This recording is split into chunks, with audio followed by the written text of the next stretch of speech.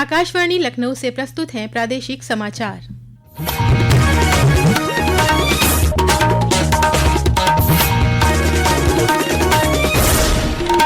मुख्य समाचार। प्रदेश को सिंगापुर से मिले 1 लाख करोड़ रुपए के निवेश प्रस्ताव। मुख्यमंत्री योगी आदित्यनाथ ने कहा, राज्य को $1 ट्रिलियन की इकोनॉमी बनाने में मील का पत्थर साबित होंगे ये MOU। राज्यपाल आनंदीबेन पटेल ने लखनऊ के डॉक्टर राम मनोहर लोहिया आयुर्विज्ञान संस्थान में रैन बसेरा भवन और रेडियोलॉजी सुविधाओं का किया शुभारंभ। मथुरा के बरसाना में आज खेली गई विश्व प्रसिद्ध लड्डू मार होली। प्रमुख मंदिरों में किए गए सुरक्षा व्यवस्था के कड़े इंतजाम। और कुशीनगर में थाई महोत्सव के अंतिम दिन निकाली गई भगवान बुद्ध की अस्थि कलश शोभा यात्रा। नेपाल, तिब्बत और हिमालयी क्षेत्रों से पहुंचे बौद्ध धर्मावलंबी।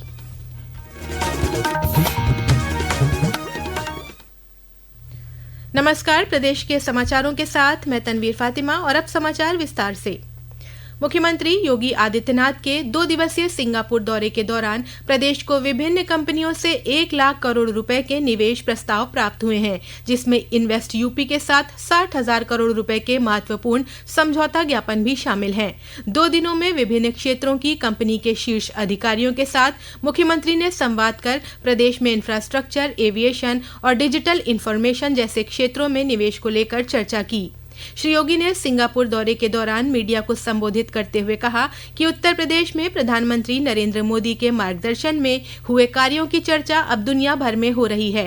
यही वजह है कि दूसरे देश प्रदेश में निवेश के लिए आकर्षित हो रहे हैं।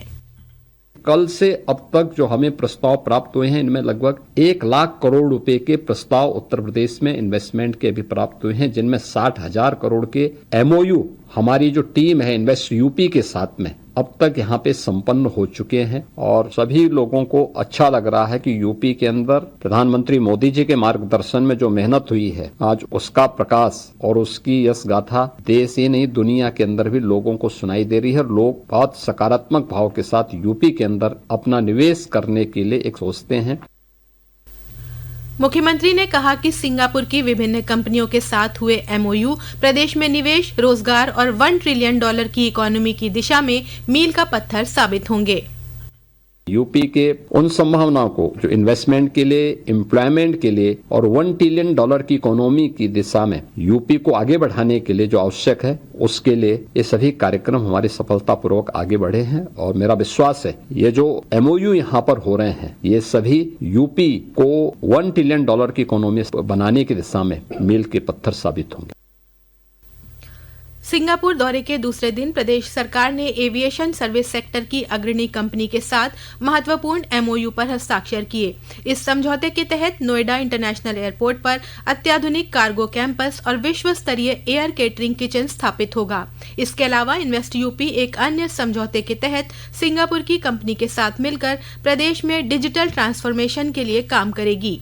मुख्यमंत्री आज invest UP mega road show में भी शामिल हुए। राज्यपाल आनंदीबेन पटेल ने आज लखनऊ के डॉक्टर राम मनोहर लोहिया आयुर्विज्ञान संस्थान के रेडियोलॉजी डायग्नोस्टिक ब्लॉक में CT स्कैन, अल्ट्रासाउंड और एक्सरे सुविधाओं का लोकार्पण किया। साथ ही संस्थान के राम प्रकाश गुप्ता मेमोरियल मातृत्व शिशु चिकित्सालय परिसर में तीमारदारों के लिए रैन बसेरा भवन का भी शिलान्यास किया। इस अवसर पर राज्यपाल ने अधिकारियों को निर्देश दिए कि भवन के उपयोग के लिए स्पष्ट नियम बनाए जाएं, जिससे गरीब और मध्यम वर्गीय परिवारों को प्राथमिकता के आधार पर सुविधा मिल सके। कार्यक्रम में प्रदेश के उप मुख्यमंत्री और स्वास्थ्य मंत्री ब्रजेश पाठक ने कहा कि सरकार मरीजों और तीमारदारों को बेहतर सुविधा देने के लिए प्रतिबद्ध है। मैं अपने मरीजों की सुविधा के लिए, उनके परिजनों की सुविधा के लिए लगातार सरकार बढ़ोतरी कर रही है। यहाँ पर एक नर्सिंग कॉलेज का भी निर्माण होना है, हॉस्टल का भी निर्माण होना है। इसके अलावा स्पोर्ट्स के क्षेत्र में भी कई निर्माण कार्य होने हैं। लोगों को, प्रदेश के लोगों को बेहतर उच्च कोट की चिकित्सा व्यवस्था मिले तथा MBBS और MD MS के बच्चों को बेहतर शिक्षा मिले, इसके लिए सरकार लगातार काम कर रही है। जनप्रतिनिधियों और प्रशासनिक अधिकारियों के बीच संवाद को अधिक सुगम, पारदर्शी और जवाबदेह बनाने की दिशा में कल 25 फरवरी से संवाद सेतु व्यवस्था लागू की जाएगी। ये व्यवस्था पायलट प्रोजेक्ट के रूप में गाजियाबाद, हरदोई और कन्नौज जनपदों में शुरू होगी। समाज कल्याण राज्य मंत्री असीम अरुण ने तीनों जनपदों के जिलाधिकारियों को समयबद्ध तैयारियों को लेकर निर्देश दिए हैं। ये समाचार आप आकाशवाणी लखनऊ से सुन रहे हैं। ताज़ा समाचार जानने के लिए आप हमारी वेबसाइट news.air.gov.in पर लॉगिन कर सकते हैं। इसके साथ ही आप प्रादेशिक समाचारों का ये बुलेटिन हमारे YouTube channel news on AIR Lucknow पर भी सुन सकते हैं। मुख्य निर्वाचन आयुक्त ज्ञानेश कुमार ने देश में त्रुटि रहित मतदाता सूची पर जोर देते हुए कहा कि ये किसी भी लोकतंत्र की आधारशिला है। श्री कुमार ने आज नई दिल्ली के भारत मंडपम में निर्वाचन आयोग और राज्य चुनाव आयुक्तों के राष्ट्रीय गोलमेज सम्मेलन को संबोधित करते हुए ये बात कही। त्रुटिहीन मतदाता सूची किसी भी लोकतंत्र की नींव होती है। निर्वाचन आयोग ने विशेष गहन पुनरीक्षण शुरू किया है, जिसके अंतर्गत भारतीय संविधान के अनुच्छेद 326 के अनुसार सभी पात्र मतदाताओं को मतदाता सूची में शामिल किया जा रहा है और अपात्र मतदाताओं को बाहर किया जा रहा है। मुख्य निर्वाचन आयुक्त ने कहा कि वर्तमान में 12 राज्यों में SIR प्रक्रिया चल रही है और इनमें से 11 राज्यों ने अपनी मतदाता सूची प्रकाशित कर दी है। प्रदेश के पिछड़ा वर्ग कल्याण एवं दिव्यांग जन सशक्तिकरण राज्य मंत्री नरेंद्र कश्यप ने बताया है कि प्रदेश के वर्ष 2026-27 के बजट में पिछड़ा वर्ग कल्याण विभाग का बजट 3,402 करोड़ रुपए का है। उन्होंने कहा कि दिव्यांग छात्राओं के लिए 60 करोड़ रुपए की नई योजना शुरू की गई है, जिसके तहत उन्हें ट्राईसाइकिल उपलब्ध कराई जाएगी। एक नई योजना प्रदेश के दिव्यांग बच्चियों को उनके जीवन की यात्रा को सुगम करने के लिए मुख्यमंत्री जी ने 60 करोड़ रुपए की धनराशि का प्रबंध किया है।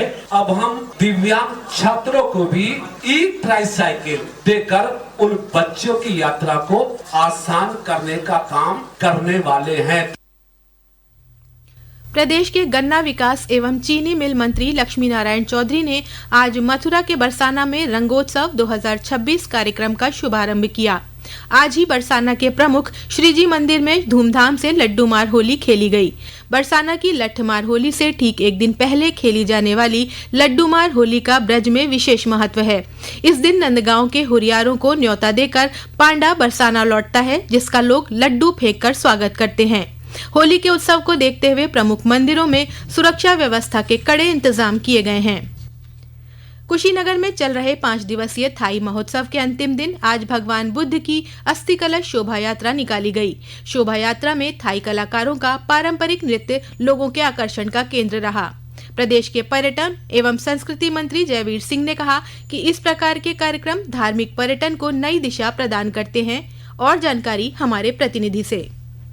अस्थि कलश समारोह में थाईलैंड के अलावा नेपाल, तिब्बत, उत्तर प्रदेश, लद्दाख और हिमालयी क्षेत्रों से बड़ी संख्या में पहुंचे बौद्ध धर्मावलंबी शामिल रहे। शोभा यात्रा महापरिनिर्वाण मंदिर से निकली, जो रामाभार स्तूप में पूजन वंदन के बाद संपन्न हुई। थाईलैंड से कुशीनगर पधारे लगभग 50 कलाकारों ने पारंपरिक सोम पोथा फ्राधात नृत्य की मनमोहक प्रस्तुति दी। शोभा यात्रा के दौरान आकर्षक ढंग से सुसज्जित पालकी, कतारबद्ध श्रद्धालुओं की उपस्थिति और पारंपरिक वाद्य यंत्रों की धुनों ने पूरे वातावरण को दिव्य उत्सव में परिवर्तित कर दिया। विवेक पांडेय, आकाशवाणी समाचार, कुशीनगर। इंडियन प्रीमियर लीग खेलने वाली उत्तर प्रदेश की टीम लखनऊ सुपर जायंट्स ने आज अपना नया लोगो जारी किया। टीम के मालिक शाश्वत गोयनका ने कहा कि लखनऊ और उत्तर प्रदेश के लोगों ने पहले दिन से ही सुपर जायंट्स को पसंद किया है। मौसम विभाग ने प्रदेश में 2 दिनों के बाद अधिकतम और न्यूनतम तापमान में धीरे धीरे 2 से 3 डिग्री सेल्सियस की बढ़ोतरी की संभावना व्यक्त की है। विभाग के मुताबिक आगामी 2 मार्च तक मौसम शुष्क रहेगा। और अंत में मुख्य समाचार एक बार फिर। प्रदेश को सिंगापुर से मिले 1 लाख करोड़ रुपए के निवेश प्रस्ताव। मुख्यमंत्री योगी आदित्यनाथ ने कहा, राज्य को $1 ट्रिलियन की इकोनॉमी बनाने में मील का पत्थर साबित होंगे ये MOU। राज्यपाल आनंदीबेन पटेल ने लखनऊ के डॉक्टर राम मनोहर लोहिया आयुर्विज्ञान संस्थान में रैन बसेरा भवन और रेडियोलॉजी सुविधाओं का किया शुभारंभ। मथुरा के बरसाना में आज खेली गई विश्व प्रसिद्ध लड्डू मार होली। प्रमुख मंदिरों में किए गए सुरक्षा व्यवस्था के कड़े इंतजाम।